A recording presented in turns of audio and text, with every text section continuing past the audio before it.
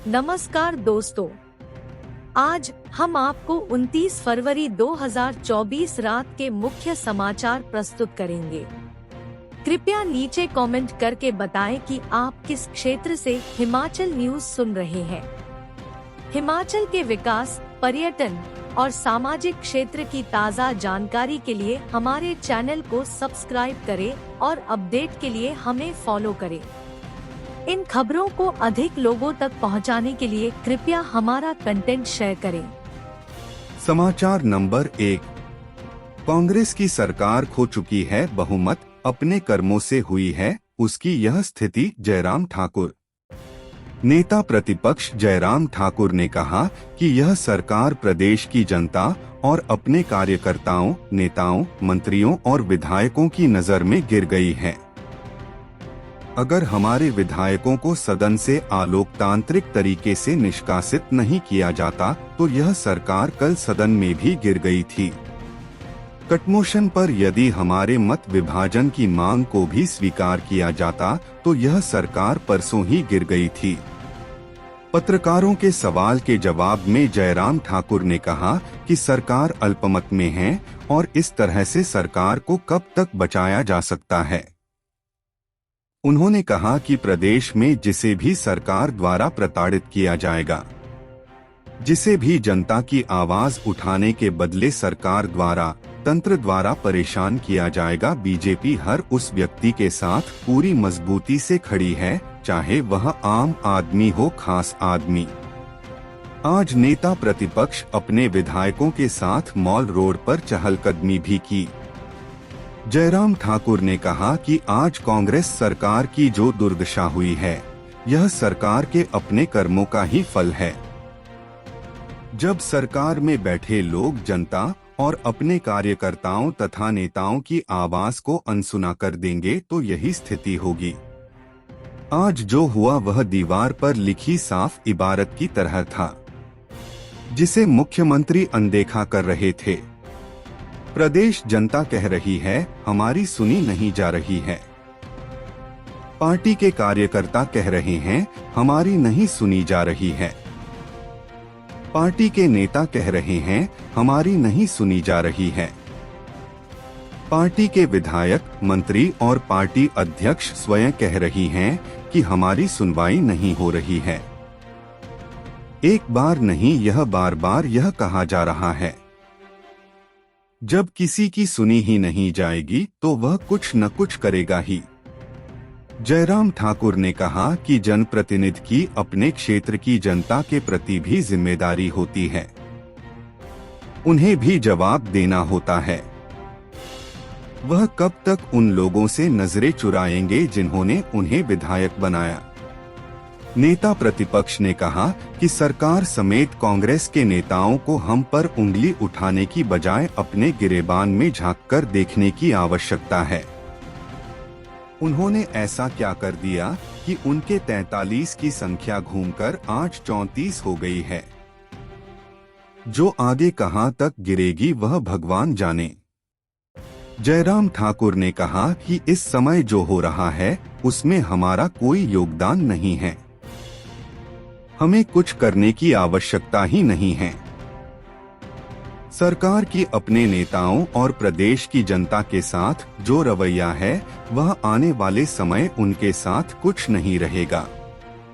जयराम ठाकुर ने कहा कि इस हमने बस कांग्रेस के झूठे वादे और गारंटियों को जनता के बीच लेकर गए, जिसकी वजह से सरकार के सारे झूठ बेनकाब हो गए और मुख्यमंत्री लोकप्रिय होने की बजाय लोकप्रिय के नाम से मशहूर हो गए।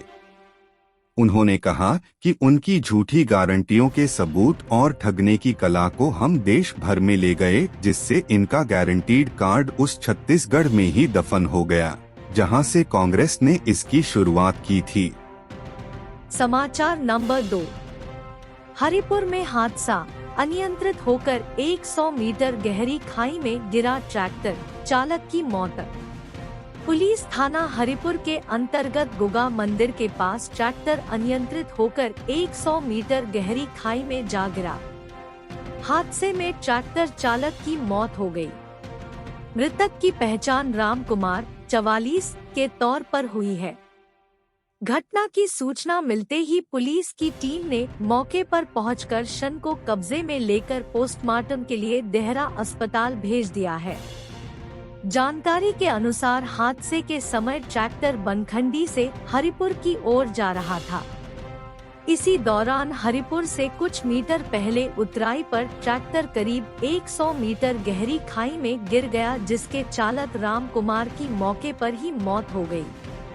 मृतक राम कुमार अपने पीछे बुजुर्ग माता पिता, पत्नी और 2 बच्चों को छोड़ गया है।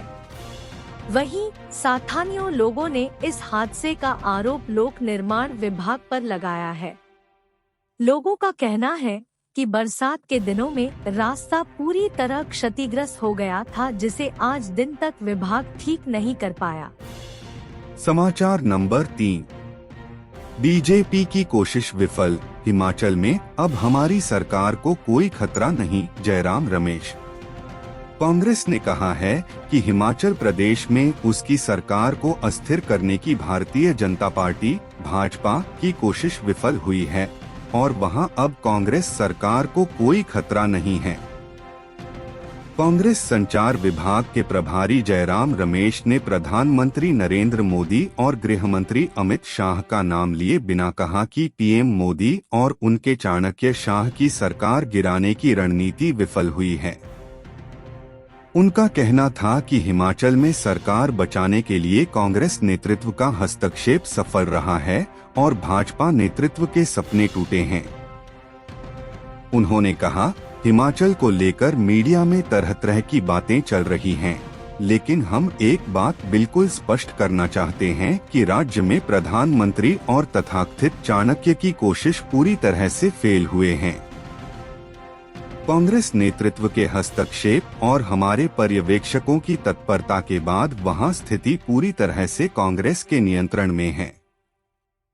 जयराम रमेश के कहा, दूसरे राज्यों की तरह भाजपा ने हिमाचल में भी जनता द्वारा चुनी हुई कांग्रेस की पूर्ण बहुमत की सरकार को अस्थिर करने के लिए धनबल, सत्ताबल और बाहुबल का खेल शुरू किया था, लेकिन वे विफल रहे क्योंकि हिमाचल की जनता का आशीर्वाद कांग्रेस के साथ है।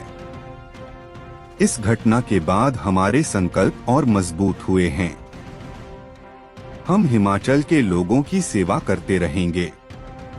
समाचार नंबर 4। सुंदरनगर में सीबीआई की दबिश से मचा हड़कंप, धोखाधड़ी के केस में रेड, यह है पूरा मामला।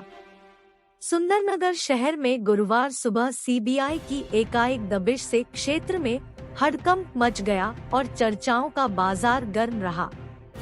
सूत्रों से मिली जानकारी के अनुसार सीबीआई के कर्मचारियों ने क्षेत्र की एक प्राइवेट लिमिटेड कंपनी के मालिक को धोखाधड़ी केस में रेड की। बताया जा रहा है कंपनी का मालिक लगभग 1 महीना पहले इस कंपनी को बंद करके चला गया है। दोपहर तक जांच करने के बाद सीबीआई के कर्मचारी वापस चले गए हैं। बहरहाल सीबीआई के रेड से क्षेत्र के हड़कंप का माहौल है। समाचार नंबर 5। युवा पीढ़ी को नर्क में धकेल रही महिलाएं, बॉर्डर एरिया में फैलाया नशे का साम्राज्य। जिला कांगड़ा में चिट्टा का नशा लगातार पांव फैलाता जा रहा है तथा इस धंधे में महिलाएं भी शामिल हैं। महिलाओं द्वारा भी चिट्टा का व्यापार किया जा रहा है। जिला पुलिस नूरपुर में भी ऐसा ही मामला सामने आया है। जिला पुलिस नूरपुर ने डमटाल में रजनी देवी पत्नी अजय कुमार निवासी छनी से 6.60 ग्राम चिट्टा बरामद किया है। पुलिस ने इस संदर्भ में केस दर्ज कर महिला को गिरफ्तार करके कार्रवाई शुरू कर दी है। एसपी नूरपुर अशोक रतन ने बताया कि पुलिस ने रजनी देवी पत्नी अजय कुमार निवासी छनी से 6.60 ग्राम चिट्टा बरामद किया है। महिला को अरेस्ट कर आगामी कार्रवाई अमल में लाई जा रही है। समाचार नंबर 6। मुख्य मेहमान बड़ा देव कमरुनाग लाव लश्कर के साथ रवाना, 7 दिन की पैदल यात्रा। अंतर्राष्ट्रीय शिवरात्रि मेला मंडी के मुख्य मेहमान बड़ा देव कमरुनाग गुरुवार को लौव लश्कर के साथ मंडी रवाना हो गए हैं।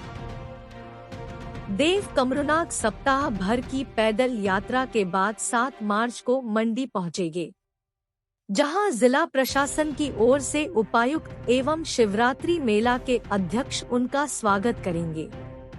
बता दें, कमरुनाग सप्ताह भर की यात्रा के दौरान 20 से 22 मेहमाननबाजियों में शरीक होंगे। गुरुवार प्रातः कमरू घाटी से निकले देव कमरुनाग के साथ गूर कटवाल समेत 30 देवलू मंडी के लिए रवाना हो गए हैं। बड़ा देव कमरुनाग का रास्ते में श्रद्धालुओं द्वारा भव्य स्वागत किया जा रहा है। समाचार नंबर 7। इस शहर में 12 मार्च तक दिन में एक समय ही होगी पानी की सप्लाई, यह है जल शक्ति विभाग का प्लान।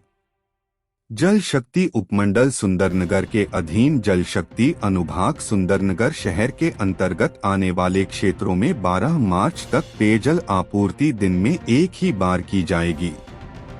जल शक्ति मंडल सुंदरनगर के अधिशासी अभियंता रजत गर्ग ने बताया कि सुंदरनगर शहर की उठाऊ पेयजल योजना सुंदरनगर का मुख्य स्रोत बीबीएमबी जलाशय सुंदरनगर है तथा बीबीएमबी के कंट्रोल गेट की मरम्मत कार्य के चलते बीबीएमबी द्वारा जलाशय में पानी कम छोड़ा जा रहा है, जिस कारण विभागीय पंपिंग मशीनरी द्वारा पानी उठाने में कठिनाई का सामना करना पड़ रहा है।